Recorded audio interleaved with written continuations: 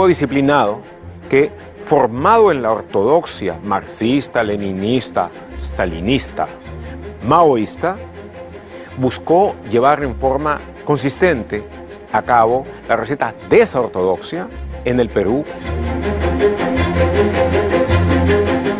Entre el 77 y el 80, cuando decide iniciar su guerra popular, Guzmán se transforma de un burócrata estalinista en un profeta de la violencia. Casi el 80% de las víctimas fatales tenían como idioma nativo materno el quechua o otra lengua nativa de la selva, ¿no? Ayánica fundamentalmente.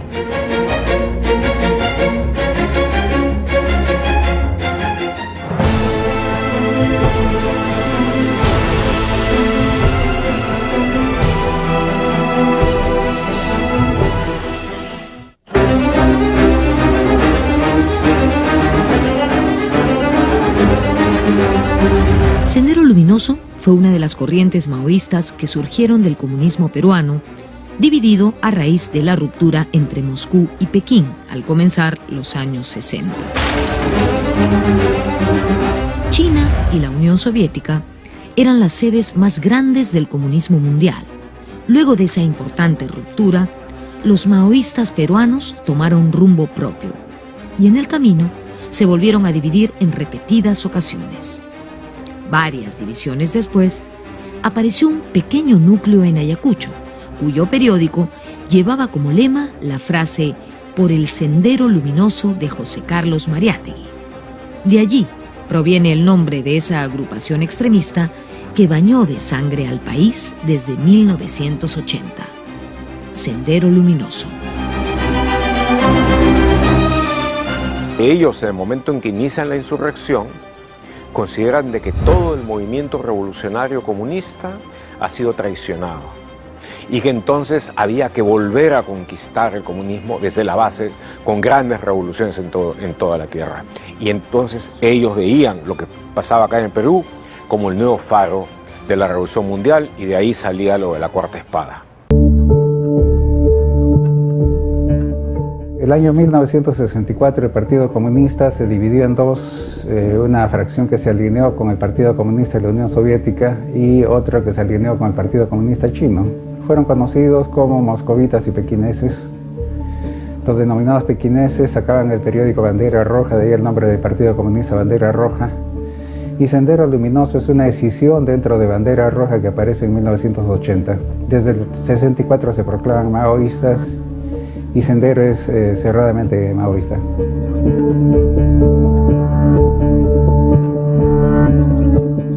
Sendero Luminoso fue la agrupación comunista peruana que pasó a la acción de las armas para tomar el poder del Estado. Esta acción armada la inició en el campo, en zonas rurales y pobres del país. Hay un vacío de poder sobre el cual Sendero Luminoso va a poder crecer. En la zona nuclear, que es la de Ayacucho, Apurímac, Huancavelica, que es una zona muy fuertemente, de una tradición gamonal muy fuerte, y lo que vemos es que Sendero Luminoso no da ninguna medida socialista, sino simplemente está cubriendo las funciones que debiera cubrir un Estado medianamente eficiente, ¿no? Seguridad, que funcionen los trámites, tener a quien reclamar cuando hay abusos, protección del patrimonio.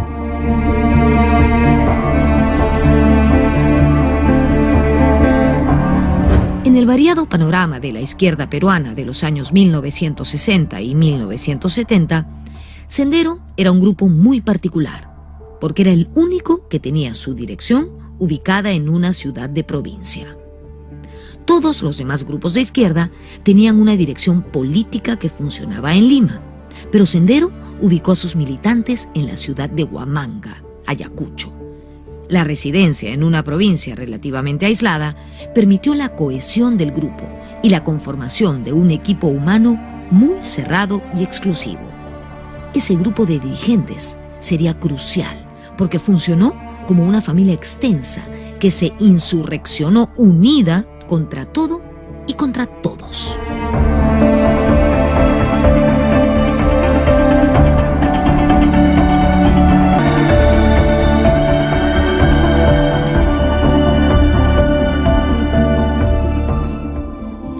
lo que logra Guzmán es una concentración de capital simbólico, digamos, ¿no? De capital político, ¿no es cierto? O sea, no es tanto el armamento el que les permite crecer, sobrevivir y crecer, sino una fuerza ideológica construida alrededor de la figura de Guzmán, que fue su fortaleza y su debilidad. Su fortaleza en el sentido que Guzmán logra tal identificación con sus militantes que por el pensamiento Gonzalo, ¿no? Por la línea del partido, son capaces de dar la vida, son capaces de, como decía su eslogan, llevar la vida en la punta de los dedos, cruzar el baño de sangre.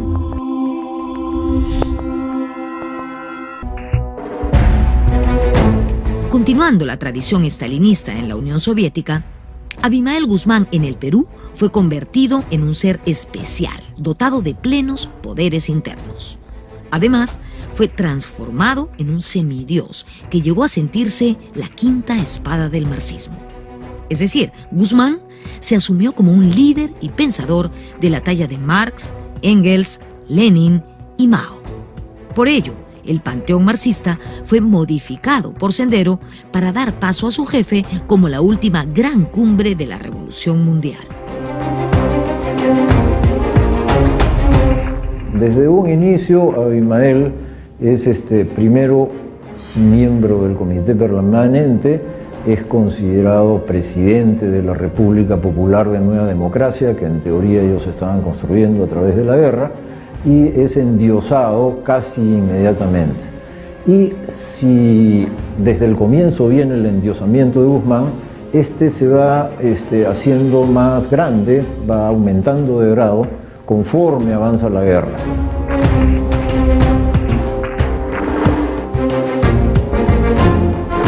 En la Universidad de Huamanga lo llamaban a Guzmán Pucainti, el sol rojo. Otros lo llamaban el doctor Shampoo, porque te lava la cabeza. El Sendero Luminoso tiene su propia manera de contar la historia, su propio canon, ¿no? Su propia narrativa, y en esa narrativa no hay espacio para héroes. Para Sendero Luminoso no se va construyendo la historia como nosotros, digamos, que tenemos próceres, ¿no? Ellos no pueden construirla de esa manera porque para ellos el individualismo no era un principio organizador de su narrativa, de su discurso. Entonces ellos no iban ensalzando figuras. La única figura a ensalzar era la del presidente Gonzalo. Y además eso fue un proceso también. Inicialmente no era así.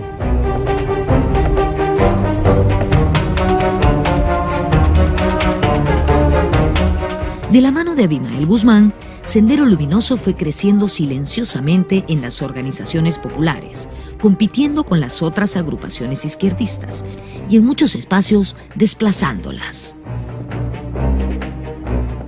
Ellos tienen un camino que no es el leninista, fíjate, para llegar a lo que en los partidos marxistas se llama o se llamaba las masas.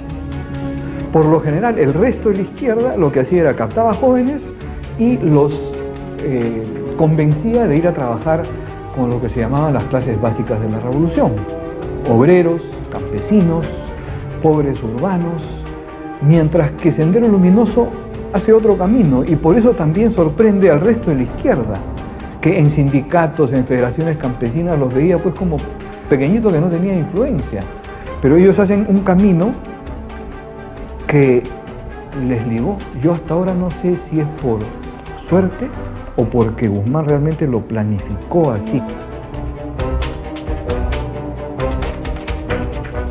Sendero no participaba de las intensas polémicas que mantenían los izquierdistas.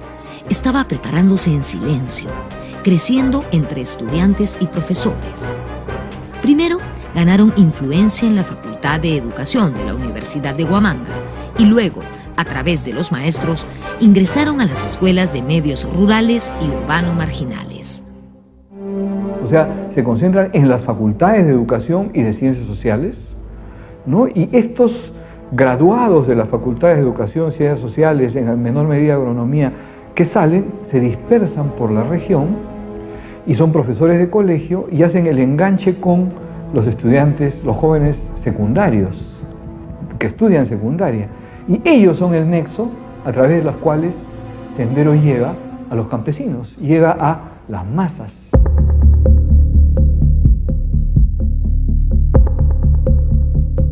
Sendero había abrazado la idea de la guerra popular del campo a la ciudad y querían calcarla de la experiencia china, donde Mao Zedong encabezó la revolución. Sendero conocía poco al Perú real y no había registrado las profundas modificaciones sociales de las últimas décadas. Los planes de Sendero consistían en repetir lo que entendían había sido la práctica maoísta.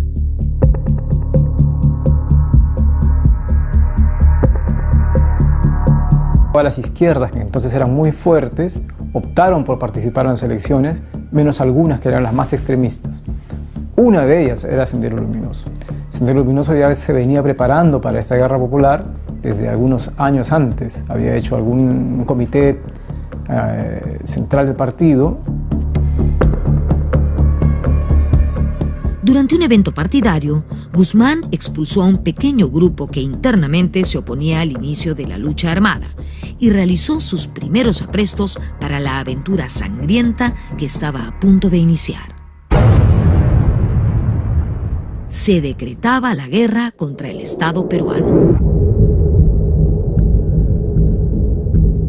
Se desprenden de una oposición interna que más bien quería participar en esas elecciones que hubo, la de la Asamblea Constituyente y las presidenciales del 80. Los expulsan a este grupo, digamos, de derecha dentro de su organización, que no quería ir a la guerra, que quería participar en elecciones, y los que quedan, que son los que desean levantarse en armas, declararle la guerra al Estado peruano, ese grupo va a tomar una determinada organización. Entonces aparecerá dentro del grupo un pequeño núcleo que llaman el Comité Permanente, de solo 3 personas, que en realidad es Abimael Guzmán, Elena Iparraguirre y la que entonces era su esposa, Augusta Latorre. De tal manera pues que esos 3 son el Comité Permanente que decide, toma las decisiones, es el que conduce el levantamiento armado de Sendero.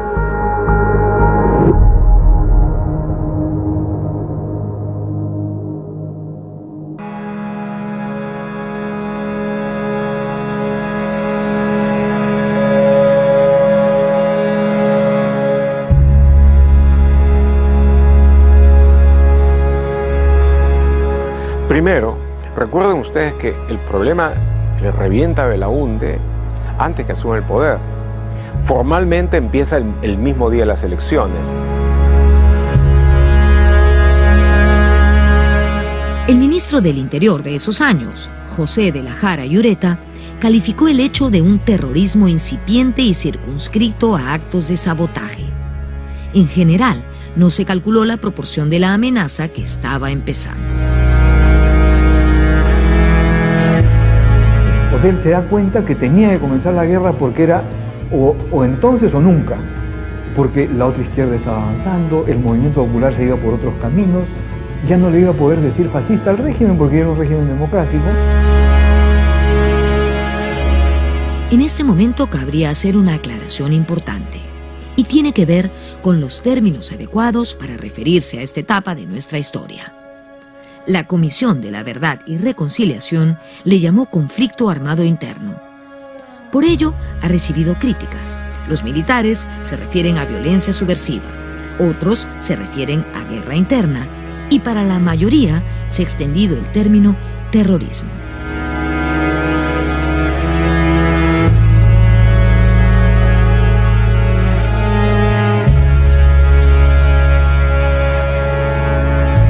El nombre oficial de lo que sucede en un país cuando se enfrentan grupos armados, independientemente de su calificación teórica, política, según las Naciones Unidas y su Comisión de Derechos Humanos, se le llama conflicto armado interno, para diferenciarlo de las guerras convencionales. Pero sí existen acciones terroristas, o sea, Sendero Luminoso fue una organización que desarrolló acciones terroristas muy importantes.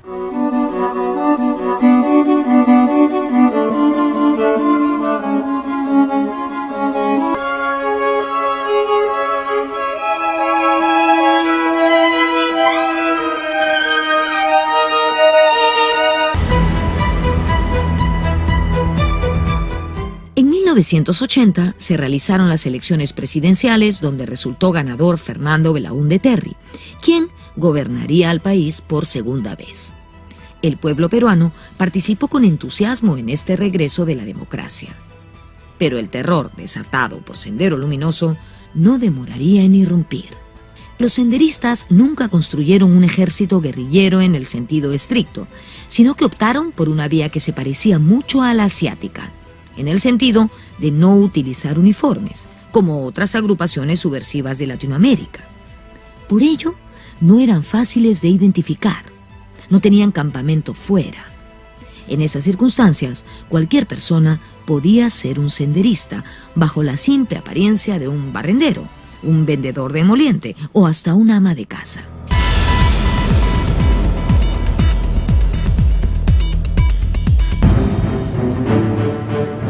Al ponerse las cosas cada vez más difíciles, en marzo de 1981, el gobierno de Belaúnde promulgó un decreto tipificando el delito de terrorismo.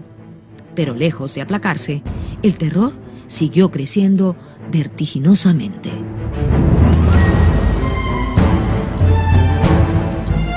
Cuando empieza el conflicto en el año 1980, el gobierno de Belaúnde percibe que es poco importante.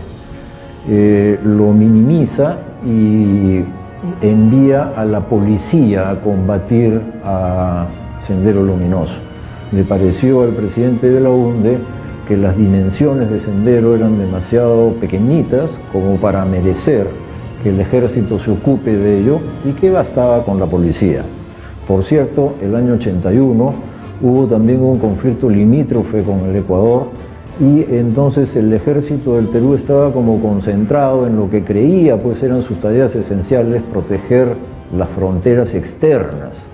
Pero en ese mismo momento la policía fue como incapaz, impotente para derrotar a Sendero, fue perdiendo puestos policiales pequeñitos que habían en las alturas.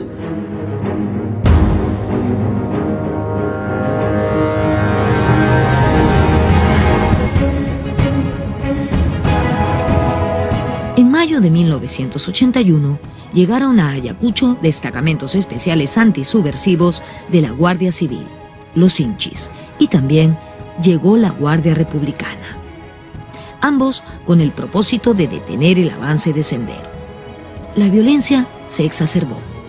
Mientras tanto, en Lima, en agosto de ese año, 4 senderistas ingresaron por sorpresa a los estudios de Radio La Crónica y obligaron a difundir una proclama anunciando el inicio de la lucha armada. Era una llamada de atención para los habitantes de la capital, pero más simbólica que real, porque la violencia ocurría realmente y cada vez con más intensidad en el interior del país. Lima aún vivía de espaldas al terrorismo.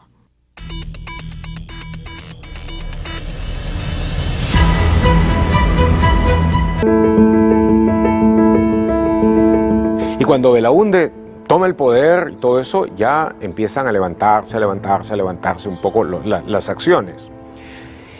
Con un buen instinto general, pero con real desconocimiento de lo que había que hacer, Belaúnde intenta confinar este problema a la policía. Y llega a hacer una primera declaración en 1981 de emergencia que los hace retroceder un poco, pero que luego es levantada y no logra mayores resultados. La policía estuvo a cargo casi 2 años y medio, hasta fines de 1982. Al final, quedó prácticamente arrinconada. Ya para aquel entonces, Sendero había mostrado su metodología terrorista. Es decir, ellos usaron la violencia para imponerse a través del miedo y el terror que provocaban sus acciones sobre la población. En este periodo, destaca el asalto a la cárcel de Huamanga el 3 de marzo de 1982. Allí fugaron muchos presos, entre ellos la lideresa Edith Lagos. En esa ocasión, la contraofensiva policial fue durísima y se produjeron asesinatos de senderistas que estaban internados en el hospital.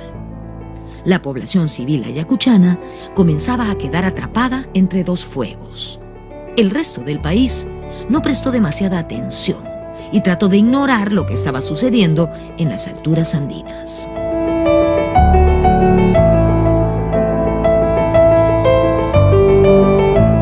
Y desde mediados del 82 la policía empieza a ser derrotada de forma más o menos sistemática y empieza a replegarse todas las provincias de Ayacucho hacia la ciudad.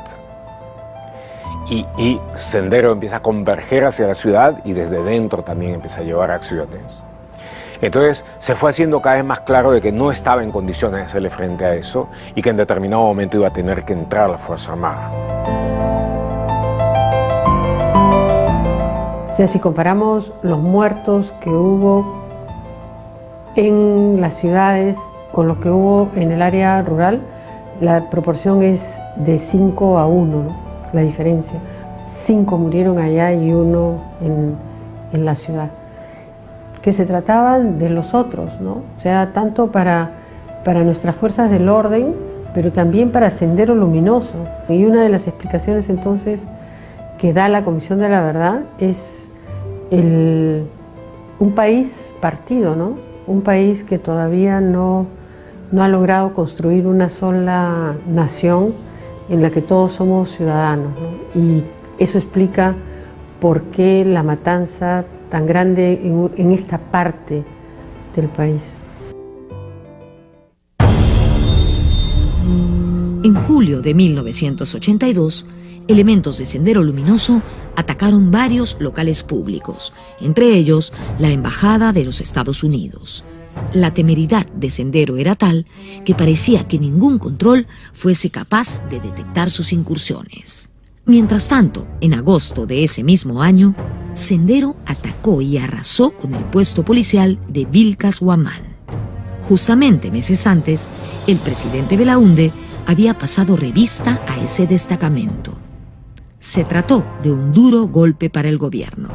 Para la propaganda senderista, la toma de Vilcas Huamán se volvió legendaria, igual que la muerte de su lideresa Edith Lagos, acaecida en un enfrentamiento con miembros de la Guardia Republicana en Humaca, en septiembre de 1982. Y finalmente Sendero logró dominar una amplia zona del campo ayacuchano en ese periodo, ¿no? Tanto en Apurímac, en Huancavelica como en Ayacucho. Sendero logra derrotar o arrinconar a la policía y dominar amplias zonas del campo. Eso ocurrió entre inicio del levantamiento armado de Sendero, que es en mayo del 80, hasta el ingreso del ejército, que fue en diciembre del 82.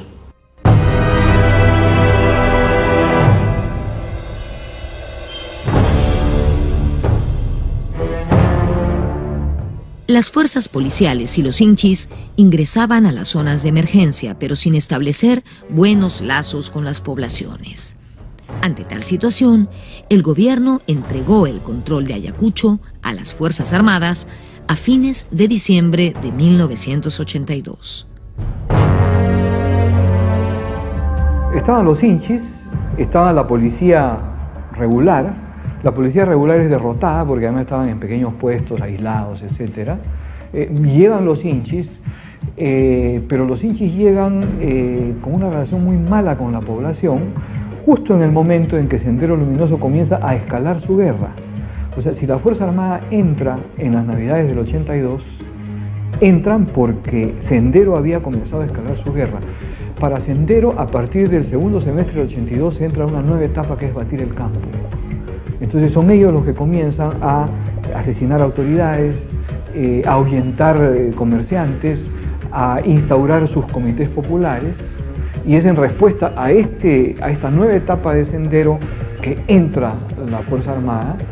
Y yo diría que viéndolo en perspectiva, la Fuerza Armada lo hace mejor que las fuerzas policiales.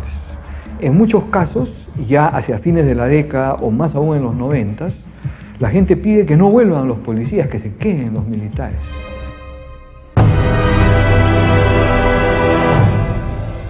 Como dice Sofía Maher, Belaúnde se resistió hasta el último momento a que ingresaran las Fuerzas Armadas, así como se resistió también a armar a los campesinos que querían autodefenderse de Sendero. no lo quiso hacer porque pensaba que eso era como echarle fuego a la violencia.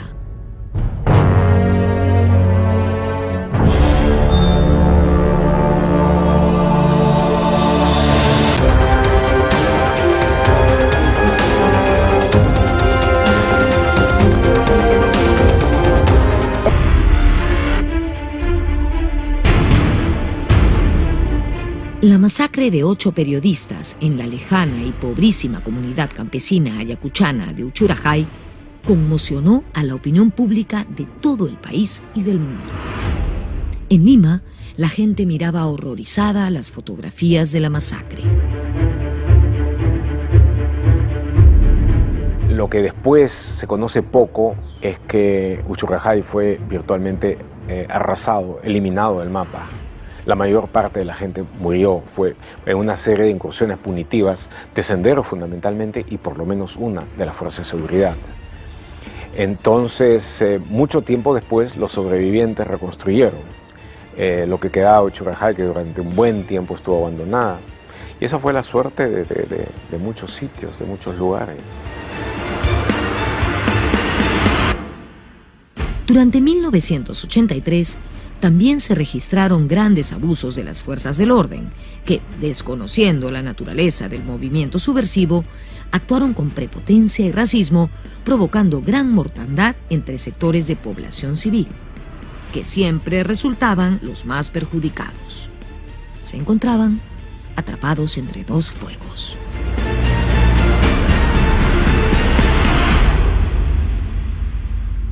Cuando entra el ejército, que es enero del 83, últimos días de diciembre del 82, crece el número de fallecidos espectacularmente. El número de fallecidos en Ayacucho es 83, 84, hasta 85, luego empieza a bajar. Pero el ingreso del ejército es con una elevación del número de muertes. El ejército en realidad ingresa con un manual, el manual de operaciones del oficial, que era muy atrasado, que estaba basado en la experiencia que había tenido el ejército con los guerrilleros del MIR y del Ejército de Liberación Nacional, el ELN, del año 1965. Y va el ejército en base a ese manual a buscar a Sendero Luminoso y realmente no lo encuentra. ¿Qué es lo que estaba pasando? Que los guerrilleros del año 1965 habían sido guerrilleros clásicos. Ellos vestían uniforme verde olivo, tenían campamentos, atacaban cuarteles, comisarías, mientras que Sendero Luminoso no tenía nada de esto, no tenía campamentos, eran más o menos nómades o se mimetizaban entre la población civil, nunca atacaban de uniformes. Entonces, cuando se entra, pensaron sin embargo que con un año de hacer las cosas a la bruta, de obtener información mediante torturas, de matar a quien ellos consideraban que estaba cristalizado, podían terminar con el problema. Y se lanzaron a eso. Entonces ellos creen que se están encontrando con algo semejante a lo del 65. Y tienen además la experiencia de Argentina, con la cual las Fuerzas Armadas peruanas han tenido tradicionalmente contactos, y entonces creen que esto se va a solucionar en 6 meses, y que se va a solucionar a la manera de los años 60. O sea, no saben a quién se están enfrentando.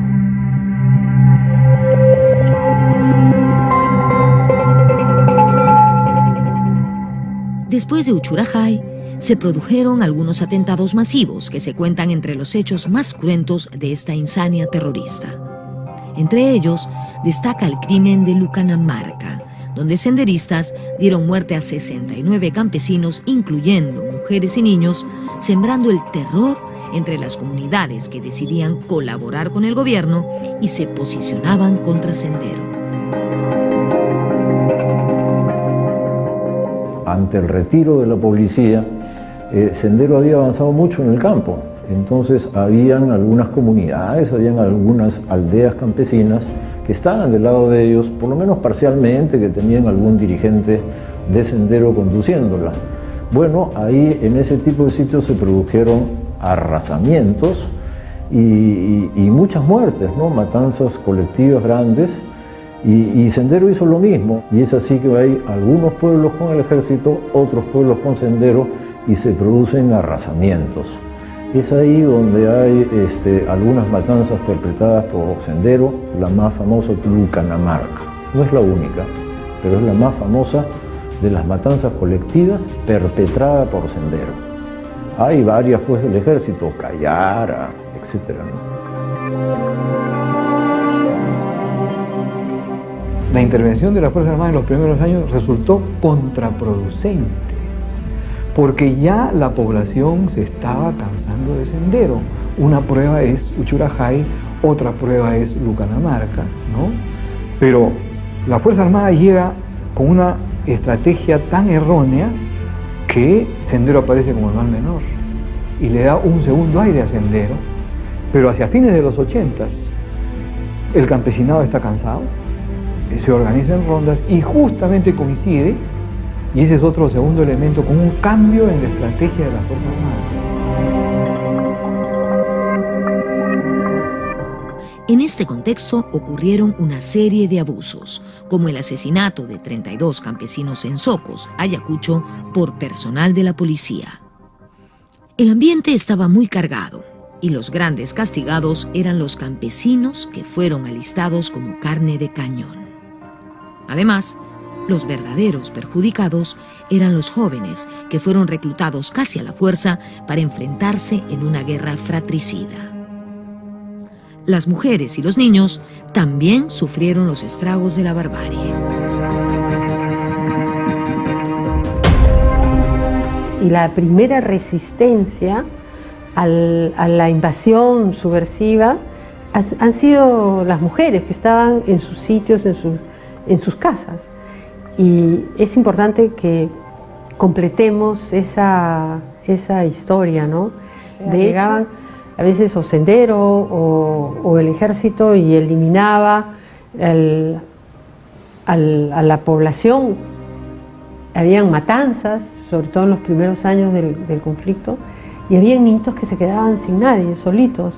Y entonces estas mujeres acogían a todas estas niños que se quedaban huérfanos y se hacían cargo. Pero también hay varios lugares en donde Sendero asesinó al alcalde, por ejemplo, y eran las mujeres que reemplazaban, que se volvían alcaldesas en reemplazo del alcalde asesinado. Entonces no solo han sido víctimas, sino que han jugado un papel mucho más importante en la conservación de las comunidades de las que tenemos registradas.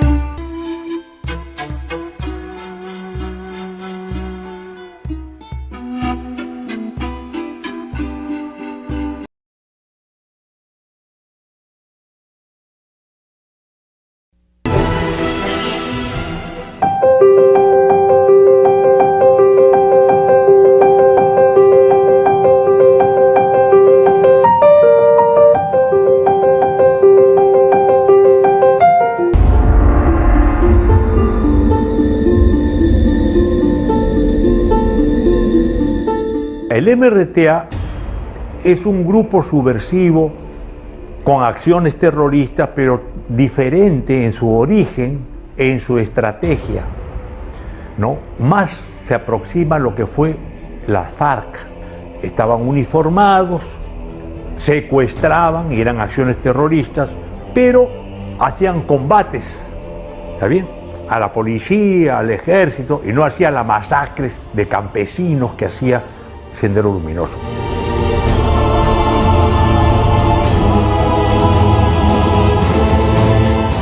Tenían diferentes puntos de vista. El MRTA, cuando inicia sus acciones en 1984, el 85 le da tregua de un año a Alan García. No los combate, creyendo que después podían de repente integrarse a la vida política legal.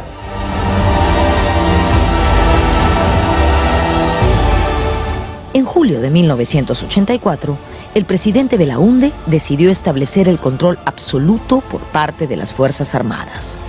Ante el fracaso de las fuerzas policiales, el gobierno buscaba desesperadamente terminar con la violencia, pero esto, en un principio, generó más caos y más desastre.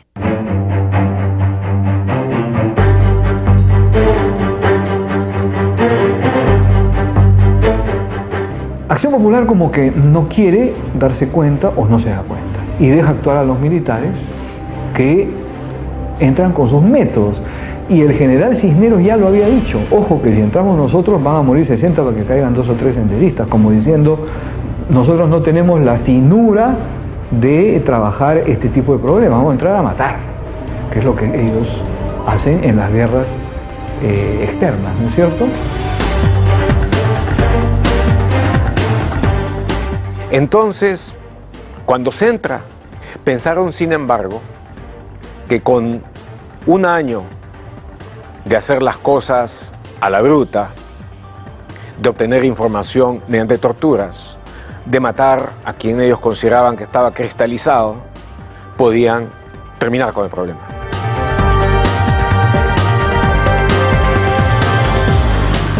Con el manual que tenía el ejército, realmente no da pie con bola, porque Sendero pues había cambiado la estrategia, ¿no? Sendero también había leído, también había interpretado los sucesos de 1965 y había decidido proceder de otra manera, diferente a la que habían llevado adelante los del MIR, el 65. Entonces Sendero también había cambiado, el ejército no los encuentra, no encuentra ni un campamento, no encuentra a nadie de Verde Olivo, se desesperan un poco y empiezan a arrasar pueblos enteros que estaban del lado de Sendero.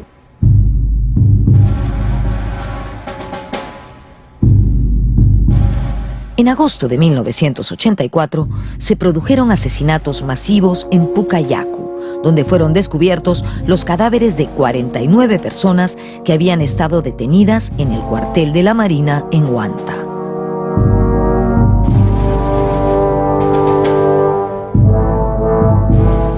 Viene el contraataque, que es brutal, y 1984 termina siendo mucho peor en términos de violencia y de víctimas que el 83.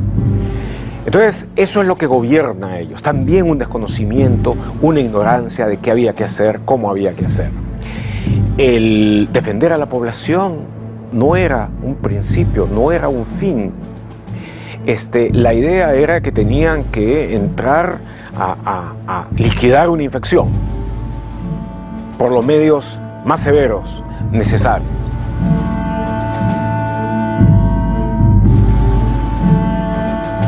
No saben a quién se están enfrentando. Y entonces, cuando se encuentran con un enemigo muy distinto, en los primeros años actúan como elefante en cristalería, ¿no es cierto? O sea, no saben qué hacer, ¿no? Y salen los viejos reflejos. ¿Qué viejos reflejos? Los viejos reflejos discriminatorios. Todos los ayacuchanos son sospechosos, todos los comuneros de tal localidad son zona roja, y entonces yo me voy contra las zonas rojas, no distingo, no tengo una estrategia fina.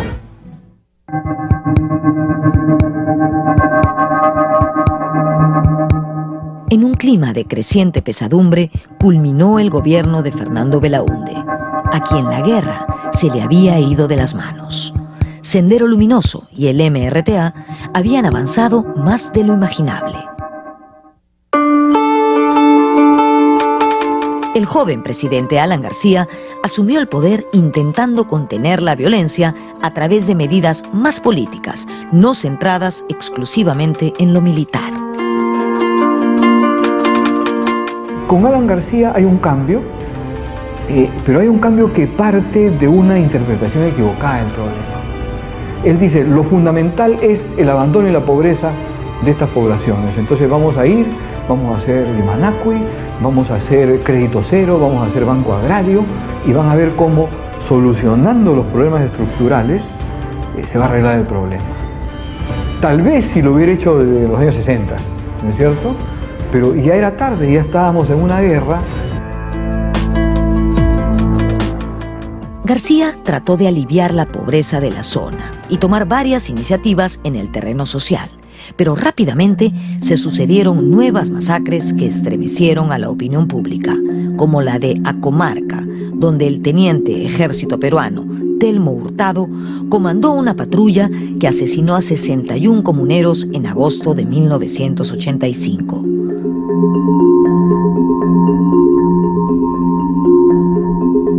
Cuando llega Telmo Hurtado ve solamente mujeres, niños y ancianos.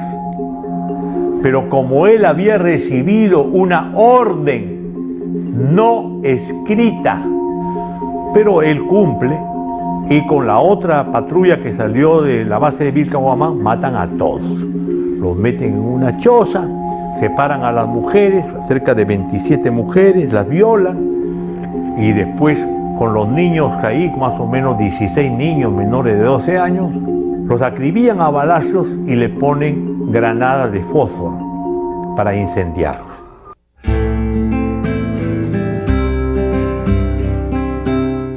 La violencia se había desatado y se extendió por toda la República.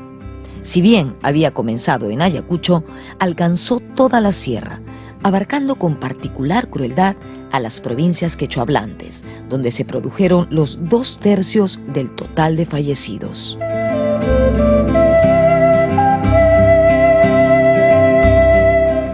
Las víctimas de este conflicto fueron fundamentalmente las poblaciones originarias, ¿no?, que estaban en el área rural, donde creo que se vivió una guerra diferente que la que vivimos aquí en la ciudad, con los coches bombas, con los apagones. Ahí vivieron, o sea, fueron asesinados brutalmente, ¿no?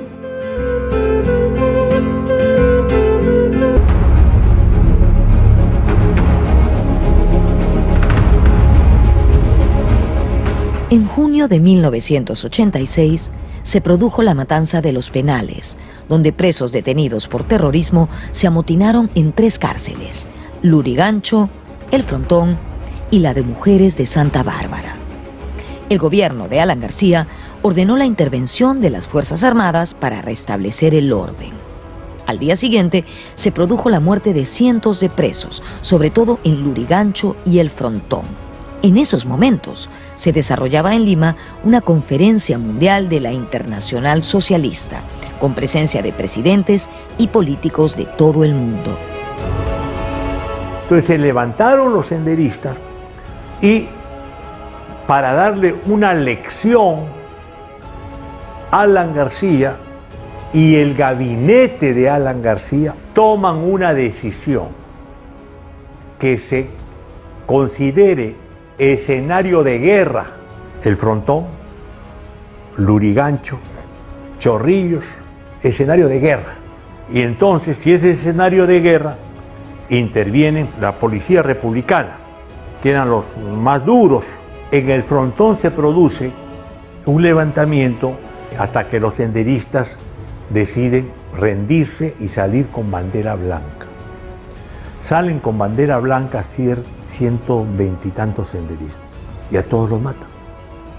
Después, uno de esos recibe 8 balazos. Lo ponen entre el montón de muertos y no muere. Y ese es el testigo de lo sucedido en El Frontón. Y por ser crimen de lesa humanidad, nunca prescribe.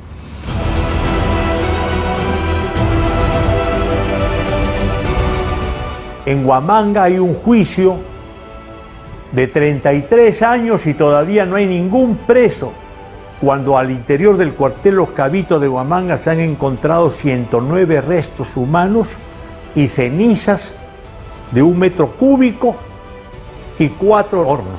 O sea, el problema es que se han hecho lo que se llama, de acuerdo al término militar, excesos.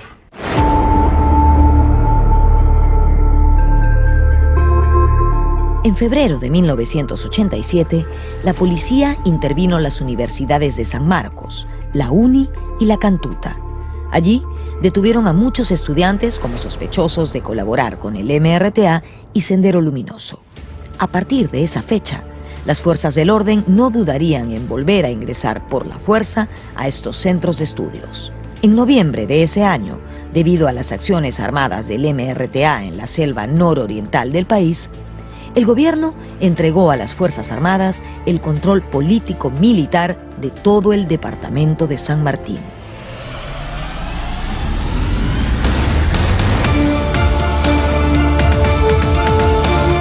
Hacia 1988, los subversivos se estaban imponiendo. El gobierno atravesaba dificultades políticas después del intento de nacionalizar la banca en julio de 1987.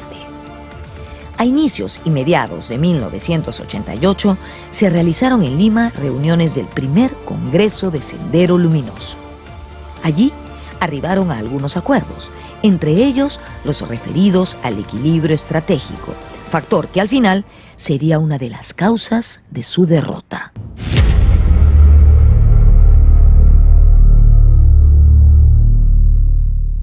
La decisión de Sendero en su Congreso es un error que comete Sendero, ¿no? Un error de sobreestimación de sus propias fuerzas. Sendero creyó que habían alcanzado el equilibrio estratégico y que estaban como en empate de fuerzas.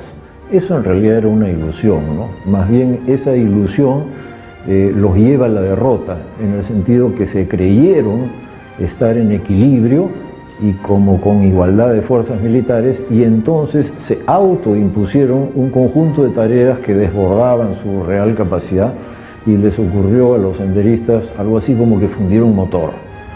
Presionaron demasiado a su propio aparato y fracasaron en eso, pues.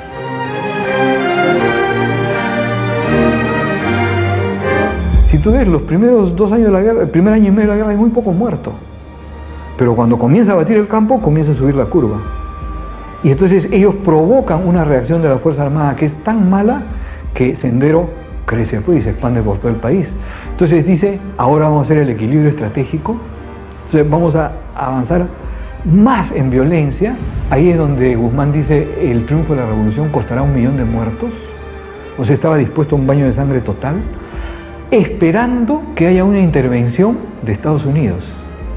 Incluso hay pintas por ahí por el año 91, así, fuera yanquis del Perú, y los yanquis todavía no estaban en el Perú.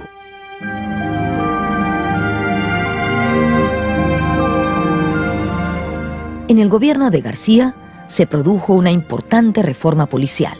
Se fusionaron la Guardia Civil, la Policía de Investigaciones, es decir, la PIP, y la Guardia Republicana, y se convirtieron en la Policía Nacional del Perú. Según la socióloga Sofía Maher, esto resultó positivo, ya que se creó un grupo especializado para el trabajo de inteligencia y un grupo para el seguimiento de los casos de terrorismo.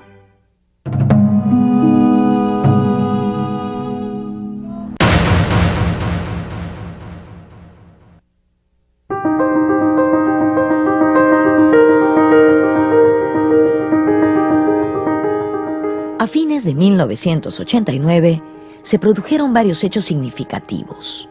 El 3 de noviembre tuvo éxito una marcha por la paz. Ese mismo día fracasó un paro armado convocado por Sendero en Lima. En diciembre de ese año, el presidente Alan García entregó en Ayacucho el primer cargamento de armas a comuneros organizados en comités de autodefensa. Según Sofía Maher, García fue el primero que tomó la decisión y brindó presupuesto para que se armen los comités de autodefensa. Ese hecho fue determinante.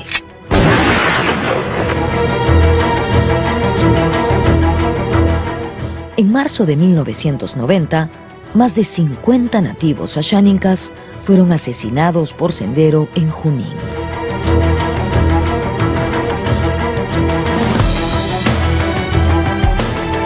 En ese mes también se formó el GEIN, Grupo Especial de Inteligencia al interior de la DINCOTE, Dirección Nacional contra el Terrorismo.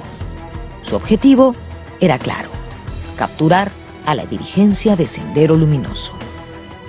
Yo diría que de los factores que explican la derrota de Sendero Luminoso, el más importante de todos, pero lejos, 75-80% del resultado, si no más, fue la captura de Abimel Guzmán.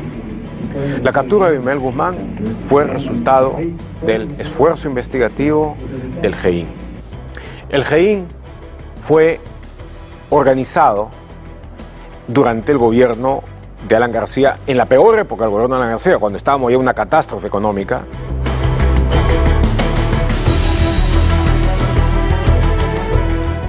En junio de 1990 se realizó la primera gran intervención de la DINCOTE, incautando en Monterrico abundante material senderista.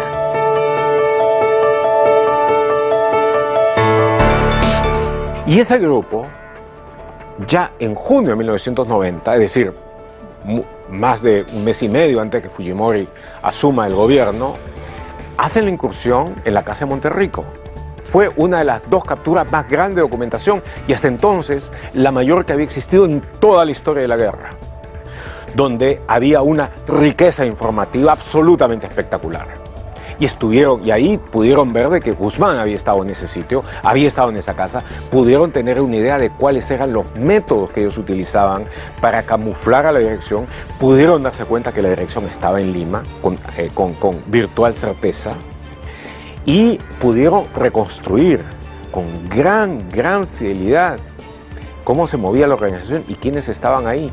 Y lo más importante de todo, sacaron las huellas que les permitieron luego lograr las capturas centrales, entre ellas las de Ana Franco, que los llevó finalmente a Guzmán.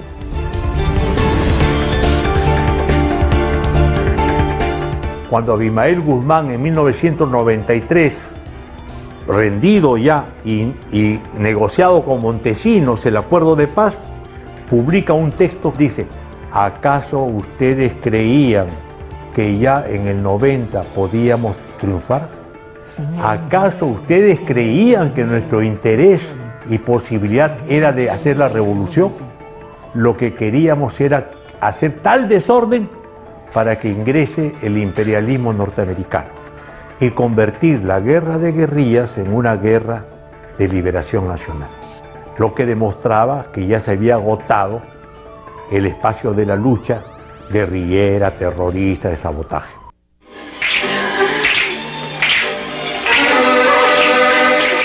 A inicios del año 1991, el GEIN realizó un gran golpe.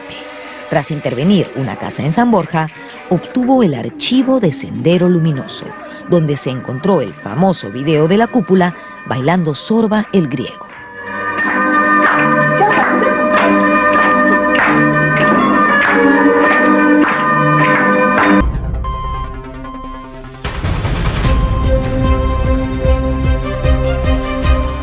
Y el informe de inteligencia es que era de senderistas y que por lo tanto iban a recolectar plata y iban a ir los principales dirigentes senderistas. Por eso van y dicen: mátenlos a todos y sin dejar testigos. Por eso matan al niño de 8 años. Ahora no mataron a todos porque hubieron sobrevivientes.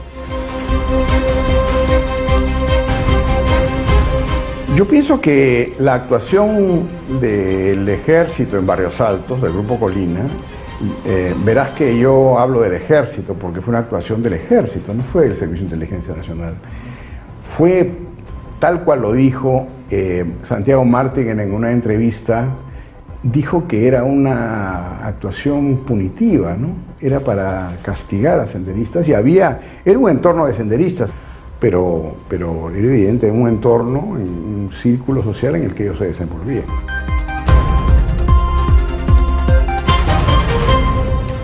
Alberto Fujimori fue condenado a 25 años de prisión por autoría mediata de estos delitos, por los cometidos en La Cantuta y por los secuestros del periodista Gustavo Gorriti y del empresario Samuel Dyer.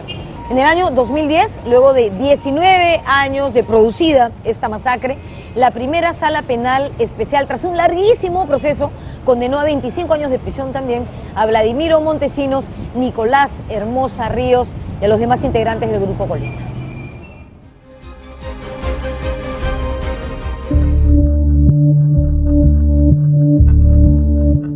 El 31 de diciembre de 1991, el GEIN ejecutó una operación en una casa en Chacarilla, donde se dice que Abimael estuvo a punto de ser capturado, pero que no fue posible porque no existían las condiciones adecuadas. Cuando recién empezó el gobierno de Fujimori, fueron a la casa de Buenavista en Chacarilla, y ahí estuvieron a punto de capturar a todo el Comité Central, en pleno Congreso del partido. Fue por una imposición de Montesinos que se pidió la acción, que había sido ordenada por el general Oblitas, el jefe de la DIRCOTE, porque eso hubiera hecho imposible el golpe de Estado que tenían planificado. Entonces se alargó la guerra, cuando ahí pudo haber terminado, pero de todos modos, en esa captura, tanto en la que hubo en Chacarilla como en el otro tesoro documentario en Balconcillo, consiguieron información valiosísima.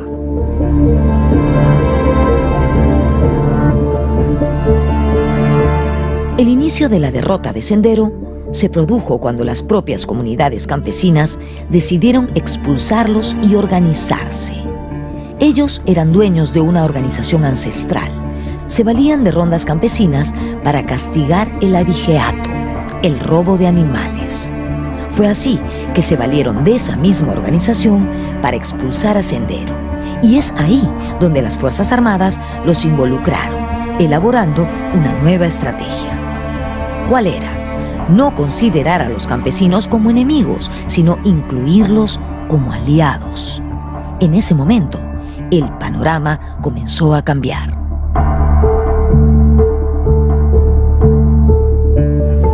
La Fuerza Armada aprende, los campesinos aprenden, Sendero no aprende, es impresionante, o sea, gana la ideología.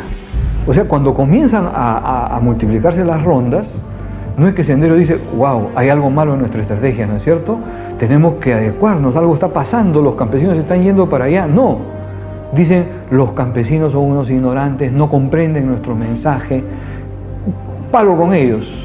Y entonces, a nivel de curvas, mientras la curva de víctimas producidas por los agentes del Estado baja, en el campo y en la población quechua, la curva de víctimas producida por Sendero Luminoso sigue igual, o sea, no aprendieron. Yo creo que los cegó la ideología.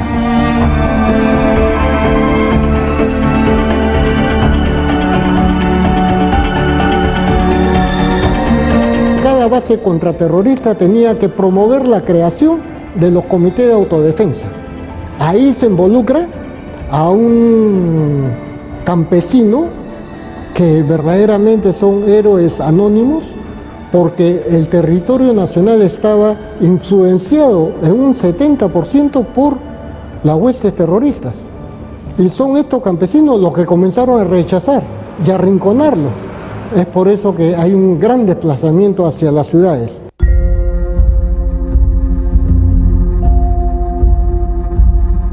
En Lima, Sendero atacó a las instituciones populares para liquidar el liderazgo izquierdista y eliminar todo lo que pudiera representar organización popular. El ejemplo más terrible de esta estrategia criminal fue el brutal asesinato de María Elena Moyano.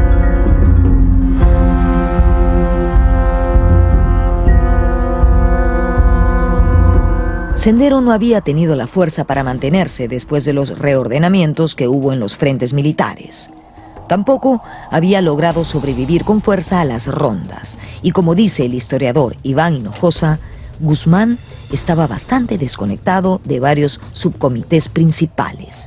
No tenía vinculaciones fuertes con el Guayaga. Es más, varios meses antes de su captura, no había tenido contacto con Feliciano en la zona central. Entonces, tenía capacidad de moverse en Lima, pero esto no podía durar mucho tiempo.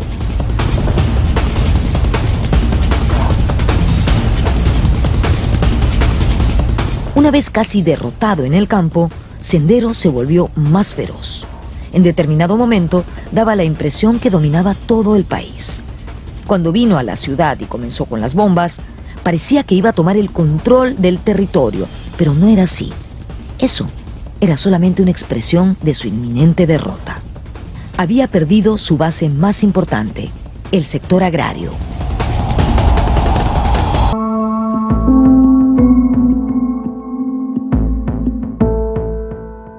1992 fue un año de terribles atentados y muertes en la capital, pero también de hechos favorables para la derrota de la violencia.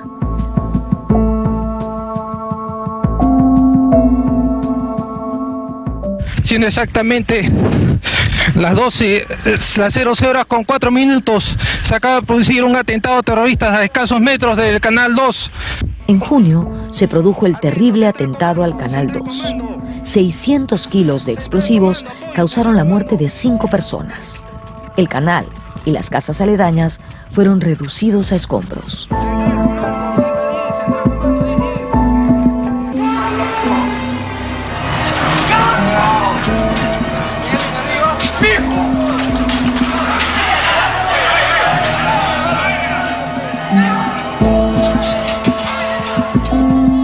Cansada del terror, la sociedad peruana se unió rechazando el genocidio de la población civil. Así, mientras Sendero se sentía más envalentonado, la policía pudo capturar a Guzmán.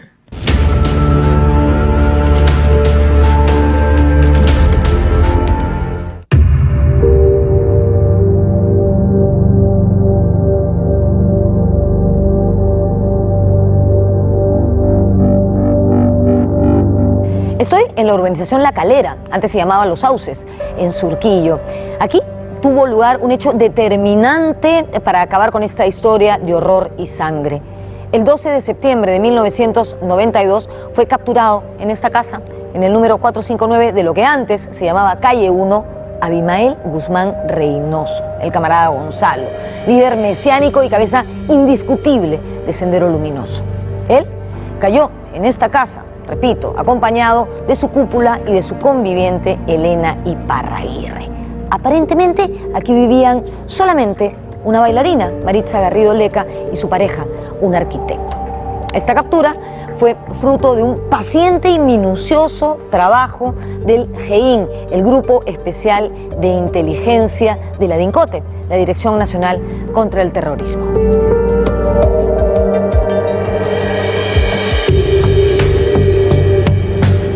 Del lado derecho me gritan positivo para el Cachetón. Cachetón era la chapa operativa que tenía Abimael Guzmán.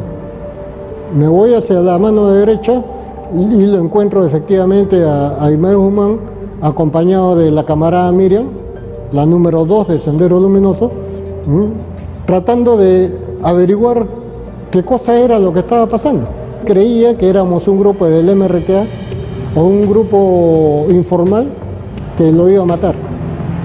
Yo lo tranquilizo, me identifico, soy el comandante Miyashiro, él es el señor fiscal y usted está detenido por delito de terrorismo. A lo que él me responde, ¿no? Usted no sabe el daño que le está haciendo a la revolución. Y mi respuesta inmediata es, usted no sabe el daño que le ha causado a todo mi Perú.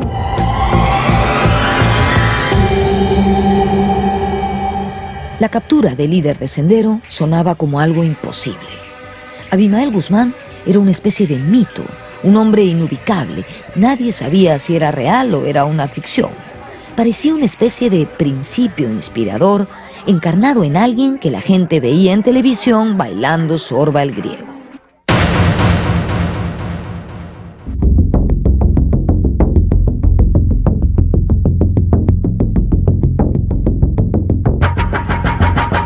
Y cuando Abimael Guzmán fue capturado, Fujimori estaba en la selva pescando.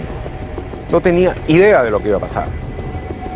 Montesinos fue totalmente sorprendido, porque aunque había enviado como su currículum, su delegado, al general Antonio Quetín Vidal, cuando Vidal estuvo allá y vio la operación que él inicialmente desaprobó, pero cuando vio el resultado no le pidió permiso, sino que se fue adelante con ella y la sacó. Pero entonces el hecho concreto es de que Fujimori no tuvo nada que ver con eso. Por supuesto que sabía, y lo sabía tanto que en varias oportunidades nos visitó personalmente a las instalaciones de la Dirección contra el Terrorismo. El tristemente conocido Vladimiro Montesinos, hemos tenido reuniones cada 15 días aproximadamente, pero jamás nos dio una orientación, una directiva, ni por él ni por el presidente de la República. Simplemente tomaba conocimiento de cuáles eran nuestros blancos objetivos de las operaciones de inteligencia y nos decía, buena suerte, y eran reuniones que demorarían pues, entre 5 a 15 minutos. Básicamente lo que él quería saber era cuáles eran nuestros blancos objetivos. Y lógicamente, supongo yo, le informaba al presidente diciendo que era labor o coordinaciones que él realizaba con la policía. Abimael Guzmán había permanecido escondido en Lima durante toda la cruenta guerra que él mismo había desatado. El GEIN estuvo varias veces muy cerca, pero finalmente lo capturó. Por ello, Feliciano, quien era su jefe militar, criticó tanto que mientras él se había ido a la guerra y fue baleado en una pierna, Guzmán no había salido de su comodidad burguesa en la capital. La centralización alrededor de Abimael Guzmán fue la fortaleza de Sendero. Nunca se dividió Sendero en esos años, pero la debilidad de Sendero, porque todo el poder estaba centralizado en él. Después de la caída de Guzmán hay toda una polémica. ¿Es posible pensamiento Gonzalo sin camarada Gonzalo? Y la respuesta es no, porque como que está en su cabeza la línea del partido y está en su refugio el archivo del partido. O sea, ya es llevar al extremo, ¿no es cierto? Entonces cae Guzmán y ahí estaba el archivo del partido. Entonces ya saben dónde está tal, dónde está cual, y en meses caen 19 de los 22 miembros del partido, del Comité Central, ¿no? Entonces se desmorona el Comité Central.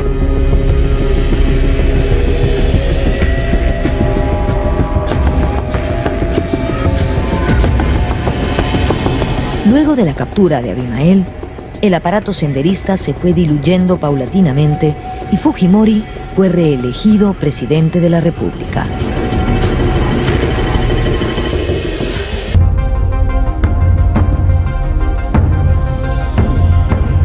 Lo que se señala en el informe de la Comisión de la Verdad en las Fuerzas Armadas, estamos de acuerdo en el diagnóstico. En lo que estamos completamente en desacuerdo es que en nuestro país no hubo un conflicto armado interno. En el país hubo una guerra subversiva.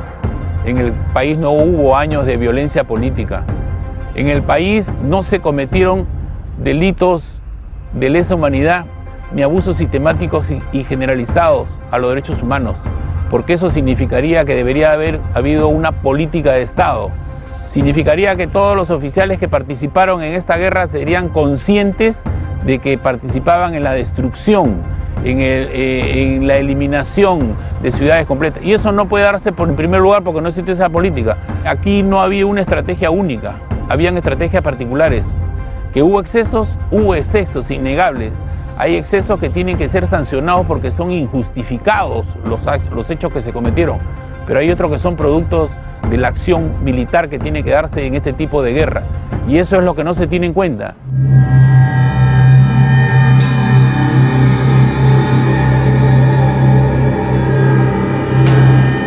Según los reportes de la CBR, Sendero Luminoso causó el 54% de las víctimas fatales.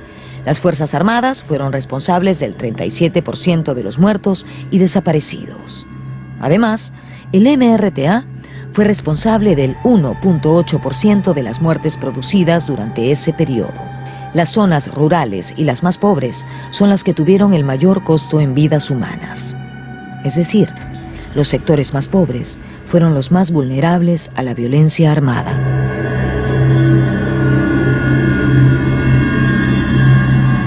Las razones estructurales que permitieron que Sendero Luminoso apareciera, ¿no? Que tienen que ver con la pobreza, con la desigualdad en el país, con la exclusión y discriminación racial y étnica, que sigue siendo taras que el Perú no ha terminado de superar, y que son una amenaza que debiera encararse con toda la seriedad.